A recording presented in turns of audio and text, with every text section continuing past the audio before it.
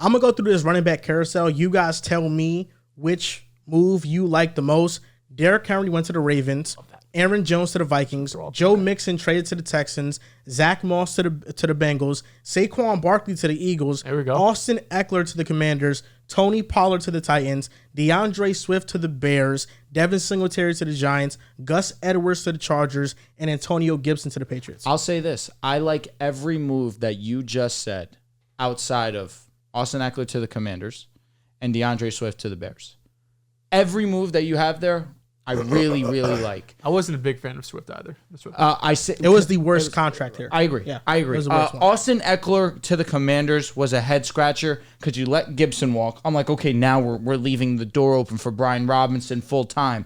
He showed you some things these first 2 years.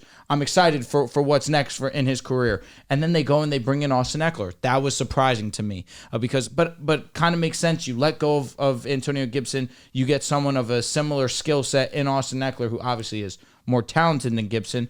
But at what point are we going to unleash Brian Robinson? I understand that he did get injured last season, but he is a pretty solid running back in this league, especially to have this salary cap and to make one of your first deals to be a running back. That was shocking to me. But the rest of these deals, all of them make sense. Maybe you look at Saquon and think, hey, that's a lot of money being given to a running back, but he's not the highest paid running back. Shout out to CMC. He set the market. That's perfect. And you add him to this offense where we've seen Miles Sanders and DeAndre Swift have pretty high levels of success, and he's by far and away better than them. Derrick Henry going to the Ravens. We understand. We don't even have to talk about that. That's a home run. Lamar Jackson, Derrick Henry will get scary. Gus Edwards as a sleeper to the Chargers makes sense because of Greg Roman. I mean, every move here outside of that Eckler and Swift move made sense. Last one I'll talk about. I just drew a blank. Give me the... Pollard, Swift. Yes, Pollard. Okay. That's what I want. Pollard going to the Titans. People were a little iffy on that move, understandably so, because you let Derrick Henry walk, but you give more money to Tony Pollard. Why I'm okay with that move after sitting and thinking about it is there's versatility now on this offense. I know Tajay Spears, you were looking forward to that. I don't blame you. Tajay Spears has some talent. But now when it's Tajay or Pollard on the field, you don't know what's happening. Because when Derrick was there, it was guaranteed they're running the ball. They're not going to give him much pass looks. But when Tajay's on the field, all right, they're probably going to run a screen. They're probably going to have some design play for Tajay. But now with Tony, you can do both at the same time. I get the money may not be the most ideal, where it's going to be around $8 million a season, but it's not like Tony's a bad player by any means. It's unfortunate you move on from a Hall of Fame player, but now there's versatility with this offense. I really like what Tennessee did this offseason. How much did CMC get guaranteed? I think it's guaranteed. I don't know, but I know it's 14 mil or 14.5 annually. He definitely got more than 26 Saquon guaranteed for sure. 3 years. Is that 14? I will say this. The two best moves were easily Saquon to the Eagles. I'll let you talk about that, Riv, and then Derrick Henry to the Ravens. I'll let you talk about that, Dels. I want to talk about the worst move. See, 26, Saquon got 26 guaranteed. The worst move was the Bears signing DeAndre Swift. Right. I think it was 60 million. It didn't make sense because last year, Bears running backs on non-quarterback runs ranked top 12 in EPA per rush, rushing success rate, yards per carry, and rushing elusiveness.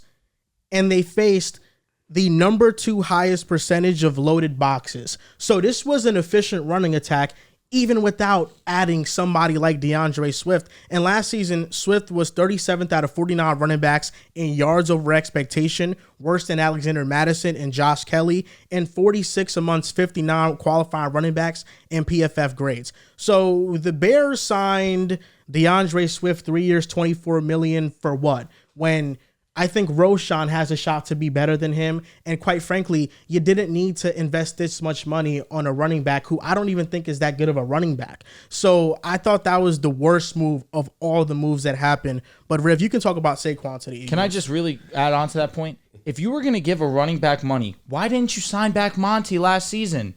Monty's a better running back than DeAndre Swift. At this point in time, at least he's shown that in Detroit.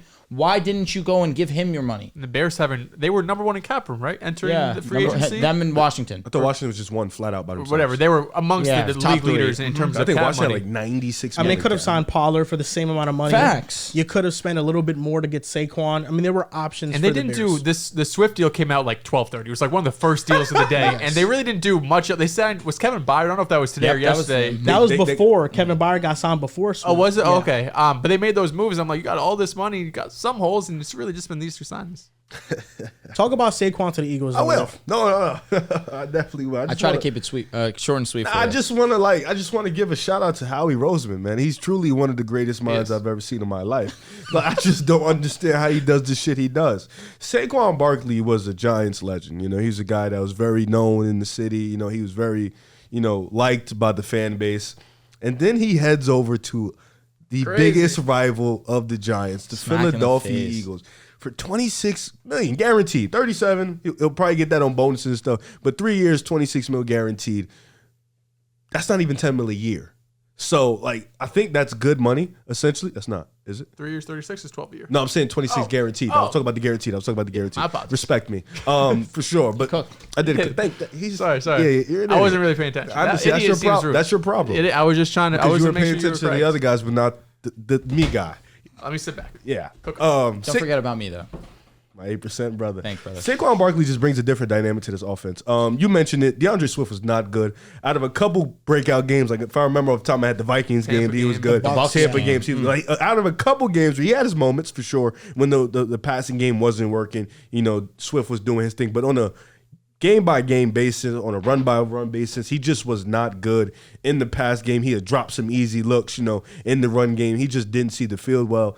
Now you're bringing in a guy that's probably 30 times his level, a guy who can literally, in the pass game, in the run game, completely just change your game. Not to mention, you still have A.J. Brown, you still have Smitty, you still have Dallas, you still have Hurts. Like, this is an offense that was broken after about week 11, week 12-ish. I want to say they couldn't do anything in the run game, couldn't do anything in the pass game. Now you have somebody that you can rely on in the run game that we've never really had in a long, we've never really had that since LaShawn McCoy, Brian Westbrook. We've never had that elite top running back guy. And when we did have it, it was great to see. Now we've been just putting, small running backs here and there that have kind of kept it afloat. Now you get a guy like Saquon Barkley. Now I know people, we're talking about how we didn't necessarily fill the holes. The holes are mainly the secondary and the linebackers. I do still think Slay is good. I do still think he's a good cornerback. And for C.J. sure. Gardner-Johnson. That just happened about 5-10 minutes ago, Yes. which I told you, let him cook. Let him and cook. He freaking cooked for sure. So we brought him back, which I thought he played really well for us. And unfortunately he was hurt for the Lions. But I do think Saquon, he just brings us a scary dimension to this offense that I think we had 2 years ago. And I think last year we kind of lost that scare. Of course the schedule got a little harder, but I think 2 years ago we had it last year. We kind of lost it. Now you're coming in. How are you going to game plan against this team? We don't have our OC no more, who was damn near Monty Williams he was really just fucking bad. So we don't have our OC now. We have a new guy. And I think this offense is definitely going to You have take. Kellen Moore.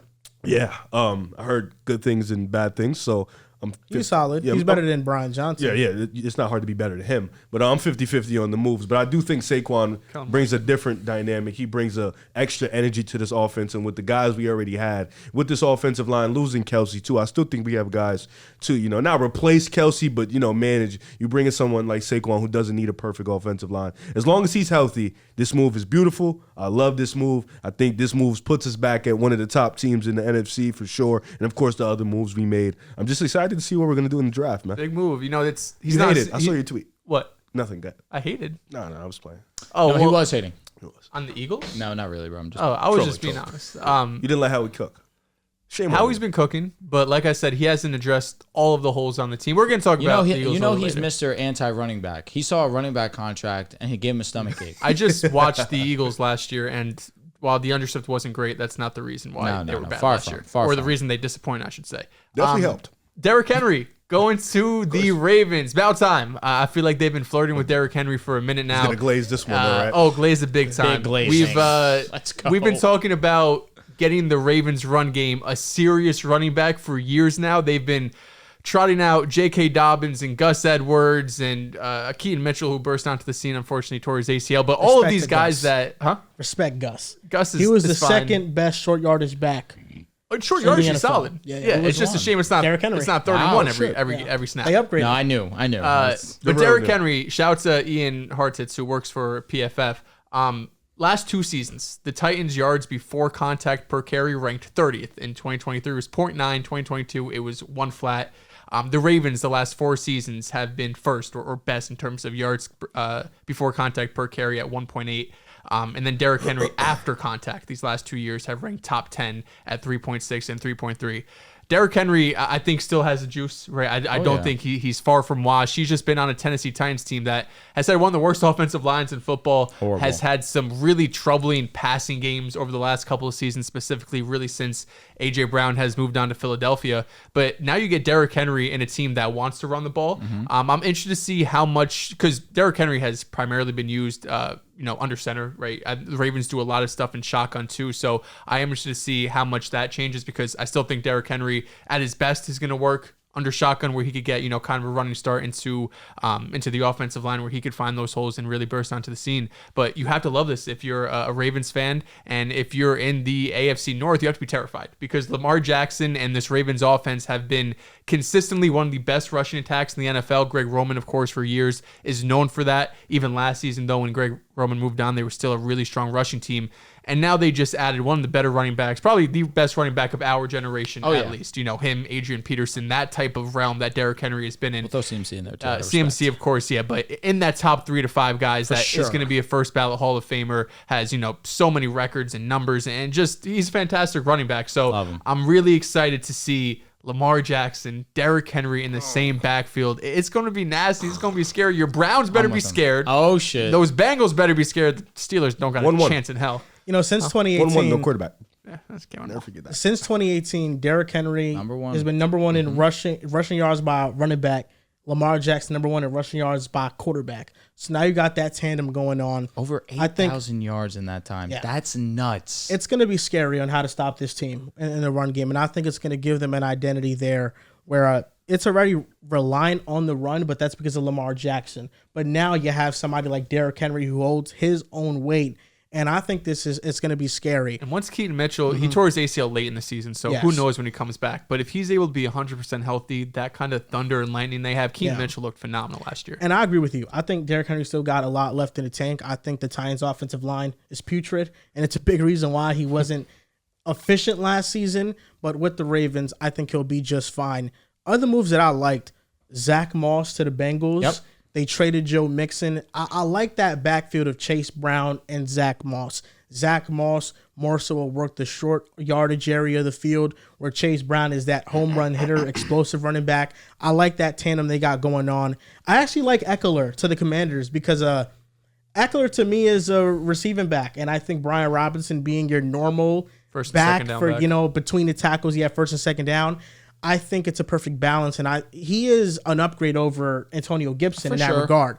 So I actually like the Eckler going to the Commanders, and the connection there is that Anthony Lynn is on a coaching staff, and he's the one with the Chargers who found Eckler originally. And Josh Jacobs to the Green Bay Packers. Of course. They wanted Aaron Jones to take a pay cut. Crazy. How do we feel about that? Was that an upgrade in the grand scheme of things? It wasn't an upgrade over Aaron Jones. That's number one. And at first, I was very excited about the move, because I thought, oh my goodness, they're pairing Josh and Aaron. But now that I know it's not, I think it got a little bit worse. But here's where it could be better in a way, where durability is a concern with Aaron Jones. And last year, he was injured the entire year, where Josh Jacobs, you can rely on him to be healthier. He's been that for most of his career. And I do want them to address that second running back position, because I think A.J. Dillon just didn't have enough juice for me, and I feel like he was terrible in short yardage situations. So I think they got to address that. But getting Josh Jacobs to at least fill the role that Aaron Jones is going to leave, and most likely be healthier throughout the season, so you get a more consistent rushing attack, I think in that way it could be better. But the ceiling with Aaron Jones is better. And he's hitting 30, and usually at that age, running backs tend to regress. I thought it was smooth that they kind of just realized they wasn't going to be able to keep Aaron, and just swooped in and be like, let's go get Josh. That Jacobs deal is really a 1-year deal too. I think it's $12 million guaranteed. They signed him for $48, but those last 3 years are kind of fake. And Josh Jacobs also is a workhorse back. You know, Aaron Jones, we've been saying it for years that we want to see him more involved in the offense, see him get more touches. But we've also seen him be banged up more often than not, unfortunately. So Josh Jacobs is someone who... Minnesota could be scary, though. Yeah, I love that pickup from Minnesota. I mean, a 1 year, $6-7 million deal, whatever it was. That's a huge upgrade. I mean, last year they were running out Alexander Mattison for damn near the entire season until the last couple of weeks. No, I agree. I think it's going to be a good addition for the Vikings because they need a running back. I mean, they just didn't have a running back at all. They haven't had one since AP? Dalvin. Oh, shit, Dalvin. I missed the whole Dalvin arc. I'm crazy. For real. Okay. That was a huge jump. That was a huge Yeah, woo. Huge You jump. was thinking.